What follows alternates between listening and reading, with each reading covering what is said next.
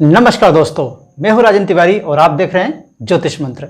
आज हम इस वीडियो में जानेंगे कि क्लास 12th का जो पूरा रिजल्ट है, शुरू से लेकर आखिरी तक रिजल्ट किस प्रकार से बनाया जाता है।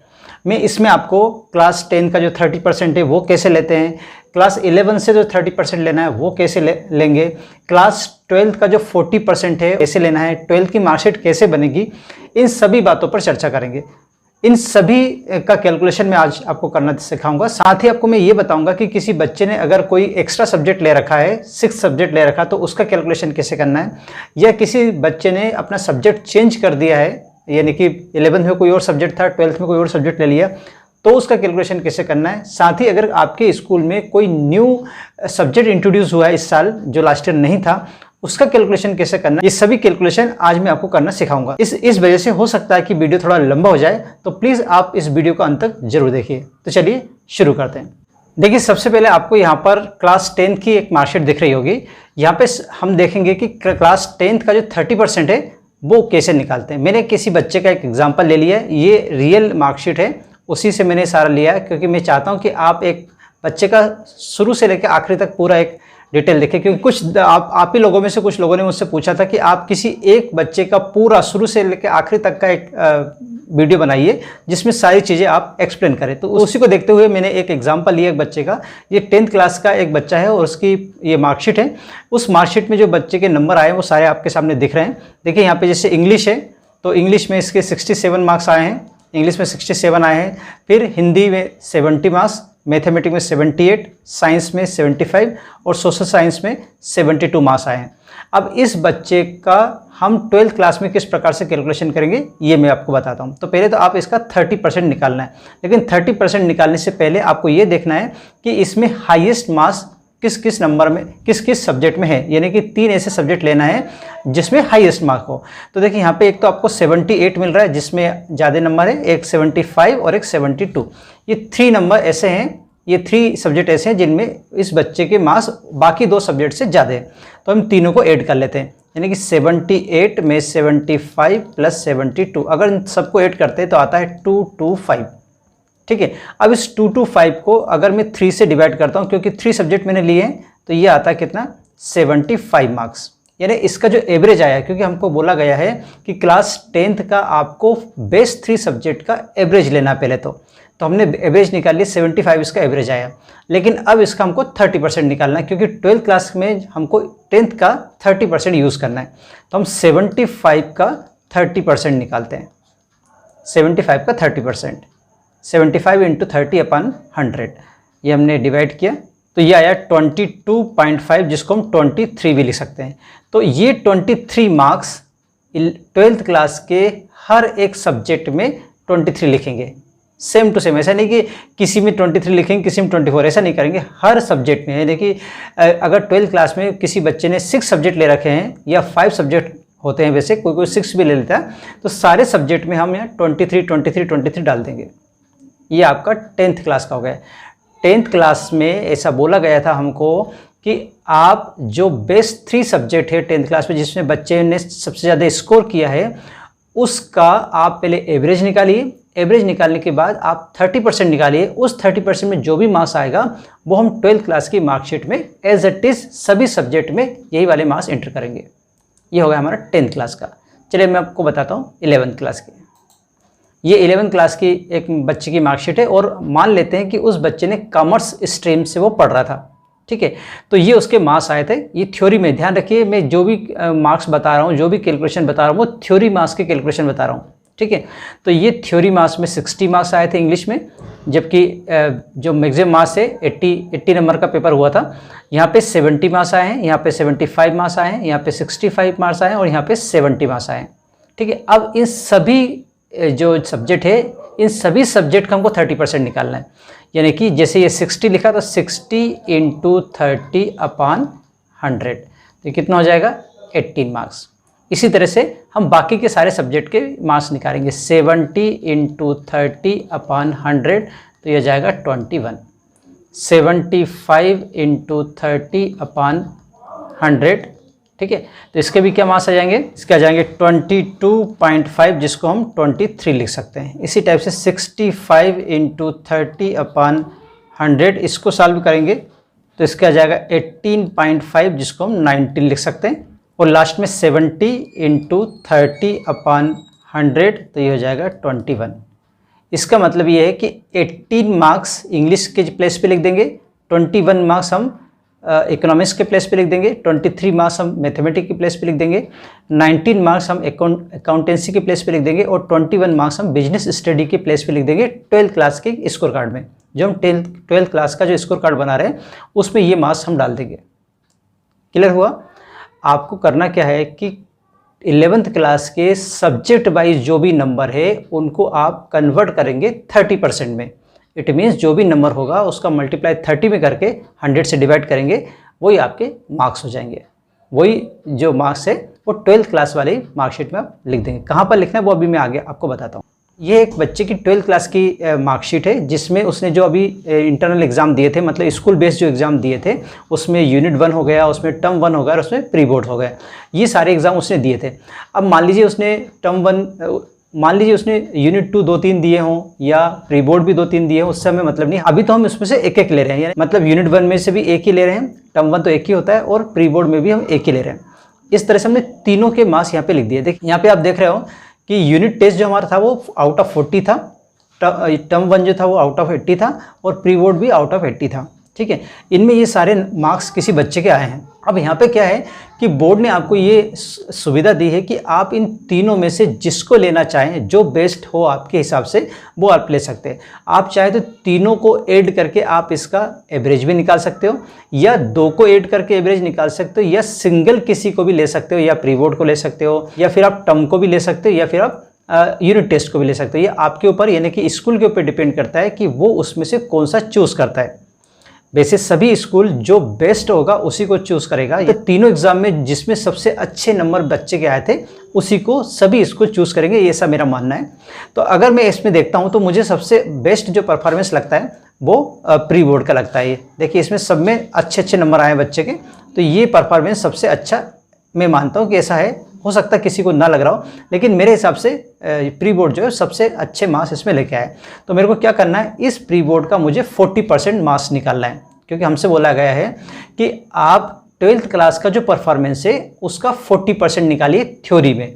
थ्योरी में जो भी उसके मार्क्स आए हैं उसका क्या निकालना है, आपको 40% निकालना है। तो आप 68 का 40% निकालेंगे, 68 इंटू 40/100 लाइक दिस। इस तरह से आप इसका निकालें। इसी टाइप से 70 इंटू 40/100, इसी टाइप से 75 इंटू 40/100, इसी टाइप से 76 इंटू 40/100 एंड 78 इंटू 40/100। इस तरह से सारे कैलकुलेशन आपको करना है और यहाँ पे उनके सारी वैल्यू जो भी आ रही है वो यहाँ पे लिख देना है। ये मैंने अप्रॉक्स करके लिख दिया, यहाँ पे पॉइंट्स में आ रहे थे तो मैंने अप्रॉक्स करके ये वैल्यू लिख दी। तो इसका मतलब ये है कि 40% क्लास 12th का जो 40% है वो आप इस तरह से कैलकुलेशन कर लेंगे। जो भी बच्चे के मार्क्स आए हैं, पहले तो आपको तीनों टाइप के एग्ज़ाम देखना है, यूनिट भी देखना है, टर्म भी देखना है और प्री बोर्ड भी देखना है। उनमें से जो आपको सबसे अच्छा परफॉर्मेंस लगे उसी एग्ज़ाम को आपको पिक करना है और उस एग्ज़ाम का आपको 40% निकालना है। लेकिन आपको फिर ध्यान रखना है कि आपका जो एग्ज़ाम है वो आउट ऑफ 80 होना चाहिए। जो भी आप ले रहे हैं, जैसे मैंने मान लीजिए मैं यूनिट टेस्ट लेता, सपोज करिए कि मैं प्री बोर्ड और टर्म 1 नहीं लेता, यूनिट टेस्ट को उठाता, मान लीजिए यूनिट टेस्ट में मेरे सबसे अच्छे नंबर होते, तो पहले मैं इस नंबर को आउट ऑफ 80 बनाता। यानी आउट ऑफ 80 कितने आ रहे हैं वो मैं पहले इसका कैलकुलेशन करता। कैसे करता, जैसे 23 को मान लेते हैं कि 23 मार्क्स से किस में से 40 में से, तो मेरे 80 में से कितने आते, तो मैं क्या करूँगा 23 इंटू 80/40। मैंने आपको पहले भी बताया था, इससे ये गया, इससे ये काट दिया तो कितना आ जाएगा 46। तो यहाँ पे 23 के प्लेस पे मैं क्या लिख देता फिर 46, अगर मैं यूनिट टेस्ट को यूज़ कर रहा होता तो आपको ये ध्यान रखना हर बार कि जिस भी टर्म को, जिस भी आप एग्ज़ाम को यूज़ कर रहे हो वो एग्ज़ाम आपका आउट ऑफ 80 होना चाहिए। अगर नहीं है तो आप उसे पहले कन्वर्ट कर लीजिए, ठीक है। तो इस तरह से आपने प्री बोर्ड के सारे मार्क, क्योंकि मैंने प्री बोर्ड को बेस्ट परफॉर्मेंस माना था इसलिए मैंने प्री बोर्ड का किया। अगर आप किसी और को बेस्ट, आपके स्कूल में किसी और का बेस्ट आ रहा हो तो आप उसको बेस्ट मान के और उसको आप यूज़ कर सकते हैं। तो मैंने 40% के सारे मार्क्स लिख दिए।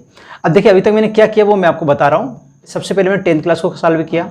10th क्लास में जो बेस्ट परफॉर्मेंस थे 3 सब्जेक्ट में, यानी कि आउट ऑफ 5 में जो 3 सब्जेक्ट में सबसे अच्छे मार्क्स थे उनको पहले मैंने ऐड किया। ऐड करने के बाद उसको 3 से डिवाइड किया, क्योंकि मैंने 3 सब्जेक्ट लिया था, वो आ गया उसका एवरेज। फिर जो एवरेज आया था उसका मैंने 30% निकाल दिया, तो मेरे पास आया था 23। इसका मतलब ये कि ये 23 मार्क्स मुझे 12th क्लास के जो स्कोर कार्ड है उसके सभी सब्जेक्ट के सामने 23 लिखना है, जहाँ पर 10th क्लास की लाइन लिखी होगी। अभी मैं बताऊंगा कि वो कैसे लिखना है। ये मैंने 10th में किया था। फिर मैंने 11th में क्या किया कि सब्जेक्ट वाइज जितने भी सब्जेक्ट थे, यानी 5 सब्जेक्ट थे, उन 5 सब्जेक्ट का अलग अलग 30% निकाला। जैसे यहाँ पे 60 मार्क्स थे, उसका 30% निकाल दिया, 70 था तो उसका 30% निकाल दिया, 75 था उसका 30।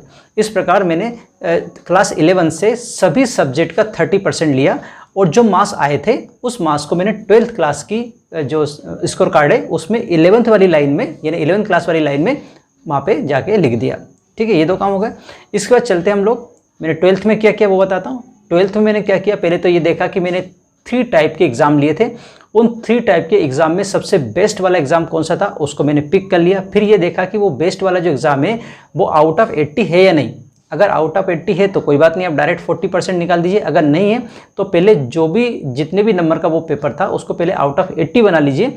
80 बनाने का तरीका भी मैंने आपको बता दिया कि इस तरह से उसको आउट ऑफ 80 बनाते हैं, और फिर आप उसका 40% निकाल लीजिए। ये 40% मार्क्स 12th क्लास के जो स्कोर कार्ड हम बना रहे हैं उसमें थ्योरी के प्लेस पे ये वाले मार्क्स लिख देना। सभी अभी तक मैंने जितने भी कैलकुलेशन बताए हैं वो सारे थ्योरी वाले ही बताए हैं। ठीक है, अभी हमने प्रैक्टिकल या किसी वाली चीज़ को यूज़ नहीं किया, इंटरनल असेसमेंट का यूज़ अभी नहीं किया है। ठीक है, इस तरह से मैंने अभी तक आपको तीनों क्लास के बता चुका हूँ। अब मैं चलता हूँ 12th क्लास की जो मार्कशीट बनाई है, यानी कि जो स्कोर कार्ड बनाए उस पर चलते हैं। अब ये देखिए 12th क्लास का स्कोर कार्ड है। इसमें मेरे को 10th क्लास की जो लाइन दिख रही है आपको, देखो फर्स्ट लाइन क्या है 10th क्लास की। इसमें मेरे 10th क्लास के 30% मार्क्स वो लिखना है। यहाँ पे मुझे 11th क्लास के 30% मार्क्स वो लिखना है। यहाँ पे मुझे 40 जो क्लास 12th के 40% मार्क्स आए थे वो यहाँ पे लिखना है। सारे मार्क्स यहाँ पे मैं लिख देना है। ठीक है, तो चलिए मैंने सारे मार्क्स यहाँ पे लिख दिए हैं कि फाइनल मार्कशीट जो 12th क्लास की बनेगी उसमें 30% मैंने किसके लिखे, क्लास 10th के, क्योंकि 23 मार्क्स आए थे। सभी सब्जेक्ट में आपको 23 मार्क्स लिखना है।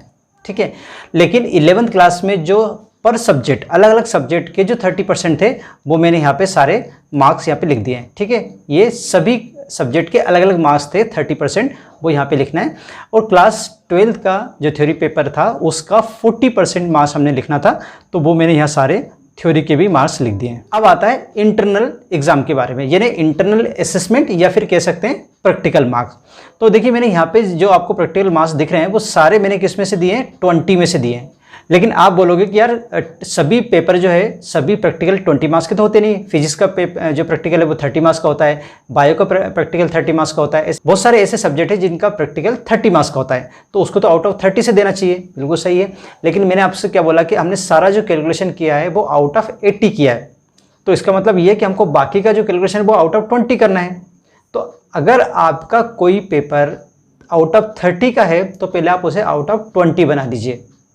आउट ऑफ 30 का है तो आपको क्या बनाना है, आउट ऑफ 20 बनाना है। सपोज करिए कि आपका जो प्रैक्टिकल है वो 20 का ना होकर 30 का है, तो किस प्रकार से आप 20 में चेंज करेंगे वो मैं आपको बताता हूँ। जैसे सपोज करिए आपका पेपर 30 का था, यानी कि केमिस्ट्री की बात कर लेते हैं। केमिस्ट्री 30 का प्रैक्टिकल होता है और किसी बच्चे ने उसमें से 25 मार्क्स लेके आए आउट ऑफ 30। लेकिन पेपर प्रैक्टिकल अगर 20 का होता तो कितने लेके आता, तो आपको क्या करना पड़ेगा इसके लिए, 25/30 इंटू कितने में से लाना है अपने को, 20 में से, तो इंटू में 20 कर दीजिए। 0 से 0 हमने कैंसिल कर दिया तो ये हो जाएगा 50/3, जिसको हम बोलते हैं 16.6, और 16.6 को हम 17 लिख सकते हैं। मतलब उस बच्चे का अगर 20 का पेपर होता, यानी कि 20 का प्रैक्टिकल होता, तो उसके 17 मार्क्स आते, तो आपको वहाँ 17 लिखना है।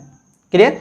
जो भी प्रैक्टिकल, जो भी इंटरनल असेसमेंट आउट ऑफ 20 का नहीं होगा उसको आप इस तरीके से चेंज कर लेंगे। तो मैंने क्या करा कि सारे नंबर्स को, यानी कि जितने भी प्रैक्टिकल वाले मार्क्स थे, चाहे वो 30 का था या 20 का था, सबको मैंने 20 में बनाया और आउट ऑफ 20 कितने बच्चे के आए वो मार्क्स मैंने यहाँ लिख दिए।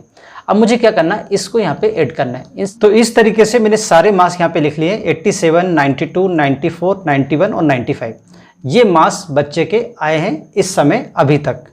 ठीक है, तो इस तरह से आप अपने बच्चे की क्लास 12 की मार्कशीट बना सकते हो। अभी तक हमने सिर्फ मार्क्स ही लिखे हैं, मार्क्स जितने बच्चे के आए थे वो लिखे हैं और जो उसके प्रैक्टिकल में मार्क्स आए हैं वो लिखे हैं। ध्यान रखना है आपको, प्रैक्टिकल के मार्क्स को 40% नहीं करना है। जो मार्क्स आपने दे दिए हैं ऑलरेडी या बोर्ड में आपने सेंड कर दिए हैं, वो ही मार्क्स एज इट इज़ यहाँ पे लिखना है, ठीक है। बस मैंने आपको बताया क्या कि जो 30 में है नंबर उसी जरूर चेंज करना है, बाकी को चेंज नहीं करना है। इस तरह से क्लास 12 की मार्कशीट, क्लास 12 का जो स्कोर कार्ड है वो बना सकते हैं।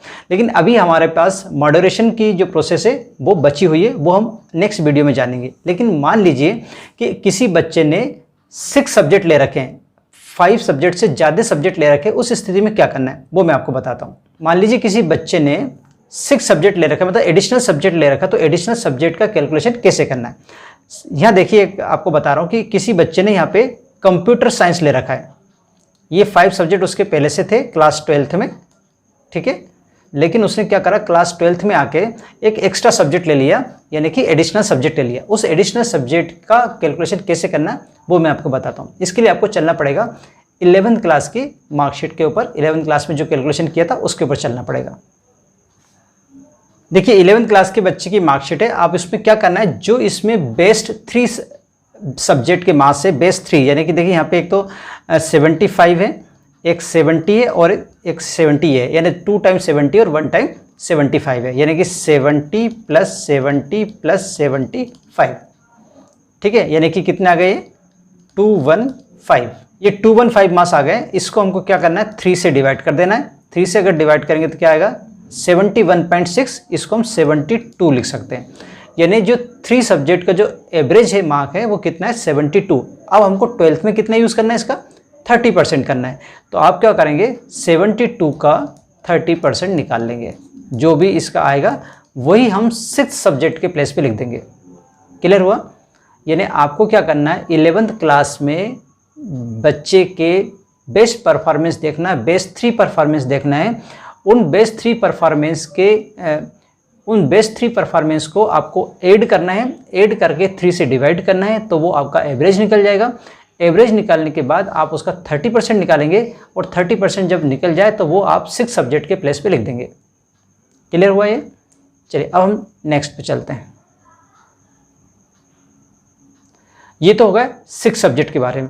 लेकिन मान लीजिए किसी बच्चे ने 11th से जब 12th में गया तो अपना सब्जेक्ट चेंज कर लिया। जैसे मान लीजिए पहले उसका था इंग्लिश, इकोनॉमिक्स, है ना, अकाउंटेंसी, बिजनेस और मैथमेटिक्स। अब उसने क्या करा, मैथमेटिक्स नहीं लिया, उस जगह पे उसने क्या ले लिया, कंप्यूटर साइंस ले लिया। तो उस स्थिति में कैसे कैलकुलेशन करना है, तो इसके लिए भी आपको सेम 11th क्लास में फिर से जाना है। 11th क्लास में जो बेस्ट 3 परफॉर्मेंस है उनको आपको देखना है। बेस्ट परफॉर्मेंस को आपका पहले एवरेज निकालना है। एवरेज निकालने के बाद उसका 30% जब आ जाएगा तो जो नया सब्जेक्ट उसने लिया है उस जगह पे उसको लिख देना है, ठीक है। चलिए मान लीजिए कोई न्यू सब्जेक्ट इंट्रोड्यूस हुआ है आपके स्कूल में। लास्ट ईयर यानी जब आप क्लास 11th में थे उस समय वो सब्जेक्ट नहीं था, लेकिन इस साल एक नया सब्जेक्ट आपके पास आ गया है। तो उस नए सब्जेक्ट का कैलकुलेशन कैसे करना है वो मैं आपको बताता हूँ। इसके लिए भी सेम काम है, जैसे हमने 6 सब्जेक्ट के लिए किया था, जैसे हमने सब्जेक्ट चेंज के लिए किया था, वैसे हमको न्यू सब्जेक्ट के लिए भी करना है। मतलब फिर से हमें 11th क्लास की मार्कशीट पे जाना है, उसके बेस्ट 3 परफॉर्मेंस देखना है, तीनों को ऐड करना है। तीनों को ऐड करने के बाद आप उसको 3 से डिवाइड करेंगे तो वो एवरेज निकल जाएगा। जब एवरेज निकल जाए तो उसका 30% निकालेंगे और वो 30% के जो मार्क्स है वो मार्क्स जो है वो क्लास 12 का जो 40% वाला कॉलम है उसके यहाँ पे लिख देंगे आप। क्लास 12 का जो 40% वाला कॉलम है उसमें न्यू सब्जेक्ट के मार्क्स डाल देंगे। तो इस तरह से आप सारे कैलकुलेशन कर सकते हो। चलिए अभी तो हमने ये मार्कशीट बनाना सीख लिया, अभी बहुत कुछ काम बाकी है। मॉडरेशन का पूरा काम बचा हुआ है, वो हम हमारे नेक्स्ट वीडियो में करेंगे। जब हमें बोर्ड से हिस्टोरिकल डाटा मिल जाएगा, जब हमें रेफरेंस ईयर का एवरेज मिल जाएगा, उस समय में आपको जो मॉडरेशन की प्रोसेस है वो कैसे करनी वो भी मैं आपको जरूर बताऊँगा। तो आज के लिए बस इतना ही, मिलते हैं नए विषय के साथ। तब तक आप रहिए खुश और मुझे दीजिए आज्ञा। जय हिंद।